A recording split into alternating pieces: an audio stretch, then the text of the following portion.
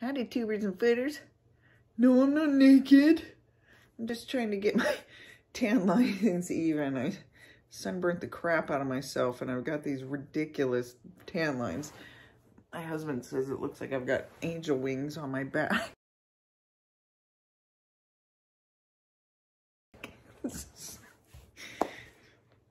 Not what I'm talking about today. Anyhow, so for today's down memory lane walk, we're going to talk about bears in Alaska.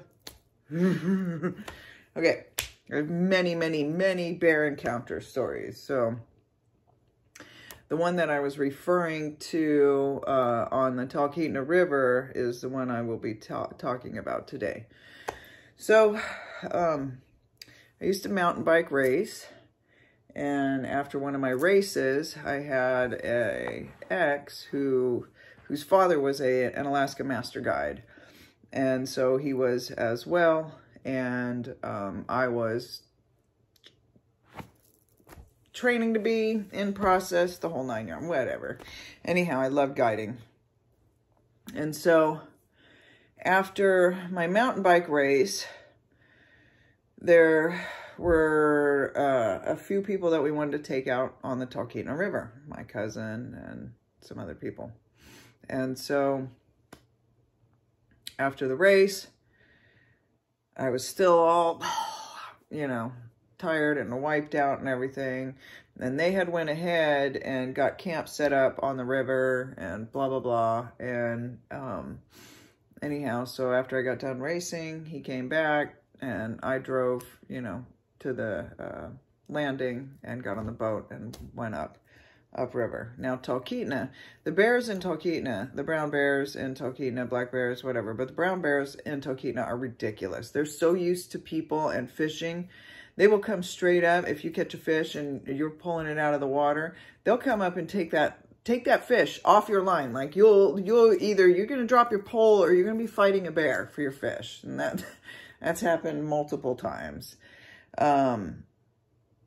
They'll come into your coolers. They're ridiculous. So you've got to be very alert when you're dealing with bears in Talkeetna. Well, I get to the camp and we had a nice, you know, Duckworth, which is a good aluminum boat, you know, anyhow. So a few people are, they're staying on the Duckworth. Me and my ex are in the tent that he had set up. Now, I get there and I'm looking at the tent set up and I'm not happy. I'm not thrilled. I think it's the dumbest setup I've ever seen. Now, keep in mind, my ex thought he could wrestle one of these things and live. Okay. It's a whole nother story. Anyhow, so he had the camp set up to where the tent, oh, I need something to write on. Anyhow, so the tent, you know, was like backed up like this, you know, here's the tent. And then he had right lined up next to the tent was a table and it had all the food and all sorts of crap on it, donuts. And on the other side, he had another table set. So there was a one way in, one way out into the tent for one, which is the stupid. Don't ever set your tent up like that anywhere. I don't care where you are. Do not make it one channel in and out. Like, no, you need to be able to get out of that thing and disperse.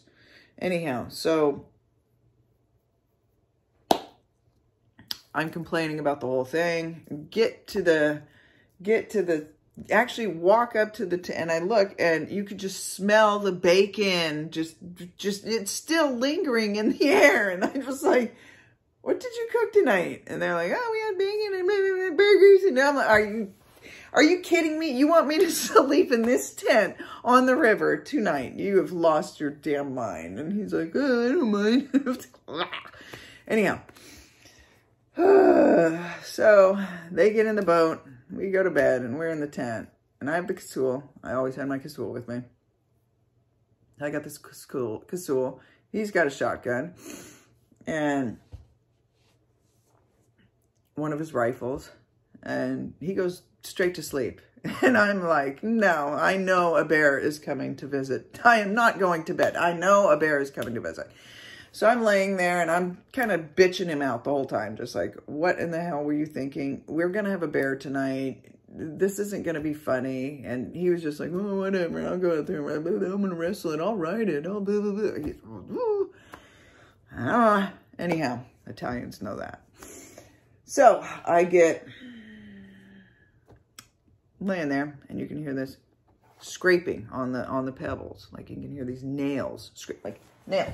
Okay, these are huge. Okay, they're scraping on the gravel and I can hear it and I'm like, here comes a bear. There's a bear coming. Go to sleep. No, it's not. Like, yeah, it's a bear. I know that's a bear. I've heard bear many times. There's a bear coming. No, don't worry about it. Go to sleep. Nah. Rolls over. Should just stab it right there. Anyhow. Cut that out. Anyhow, so sure enough, I can hear it getting closer. So I get up, zip, unzip the tent, and I look out, and all I see are massive, just a massive, massive brown bear leg coming under the table. Okay, so there's tables like, okay, now remember, we're in the tent, and there's tables all the way around. There's just one little tiny walkway out of this thing, okay? And all I see is bear leg under the table, and I'm like, oh, crap. And I said, Joe, dumbass, there's a bear. We got a bear out there. There's a brown bear out there. And then I hear, oh, crap. And I look again. There's 2 little cubs as well. So now we got a sow and 2 cubs right there in our camp. And I am like, you're dead. I swear to God, you're dead. I'm feeding you to this. I'm feeding you to the bears. I'm done with this. I am so done. I was so done with our relationship at that point. Anyhow, like I'm just feeding you to this damn bear. So I zoom, jump out of that tent and the bear is right there, like right there. Okay. Babies are in the donuts. Mama bear's head looks tiny. Okay. That's how you know it's a giant bear. When their head looks tiny to their massive body, that's a big ass bear. So Mama's looking at me like, oh, you want to mess with my babies? And I'm like, oh, no, Mama. I don't want nothing to do with you nor your babies. And I scoot out. Now, keep in mind, I have my casoul. I get out on the other side of the tent, and I'm screaming for my cousin. Are you okay? Everybody okay? So, because I had heard the bear stand on the boat. Now, keep in mind, it's an aluminum boat. You can hear that bear, doosh, okay? And I thought, well, they must have heard it. No, they're still sleeping away, okay? It's just a crazy night. So, Dingledorf gets out of the tent, and he comes strolling around, and he's taunting the bear. So, he grabs the donuts and throws them out into the woods, right? And so, the baby bears run over to the donuts, and they're scarfing them down. And Mama Bear is like, ready to just kick our asses. And so he's like, I'm going to ride this bear. I'm going to ride this bear. And I'm like, I'm going to feed you to the bear. That's what's happening. I'm feeding you to the bear. There's some people in this world, I'm telling you. Anyhow. So he comes out. And by this, now, as he's coming out, Mama Bear comes around. And the baby bears are done eating their snacks.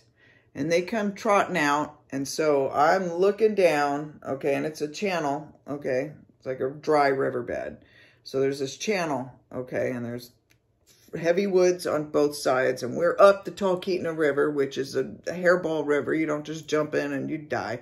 Anyhow, so I'm looking down this channel. Now there's sand, okay. And babies are running, okay? And I'm hollering at them, you know, to scare them off, you know.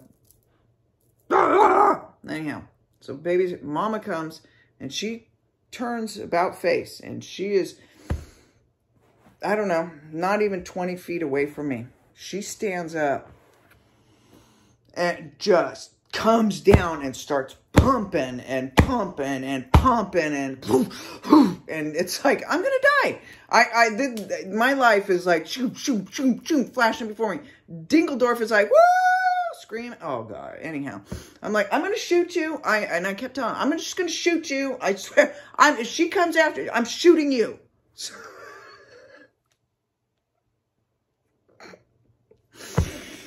Anyhow. she starts charging. And he's screaming, woo! Ready. I don't know what the hell he was thinking. And I'm like, I am not. And I'm the whole time, I'm like, Mama, don't let me. I do not want to shoot you in front of your babies. Do not. And I'm screaming this as she's bolting toward. Now, this is happening fast. And I just, pow! Let off a round right into the dirt in front of her. And the sand kicks up in her face. And she stops. And she is just angry.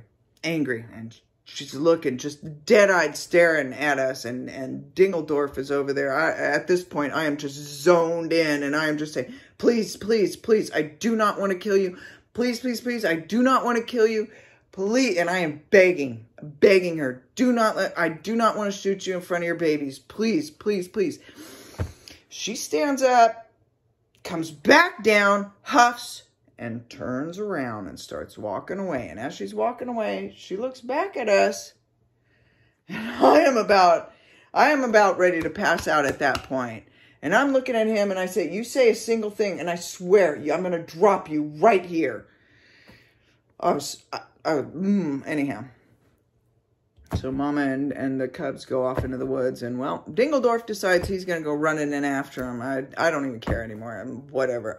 Whatever. Just go die at that point. And I go back to the boat to see what was going on in the boat. And they slept through the whole thing. They didn't even hear the gun go off. Now, a kazoo sounds like a cannon. I didn't even do a little something else on that boat was going on. So, whatever. They can defend themselves later.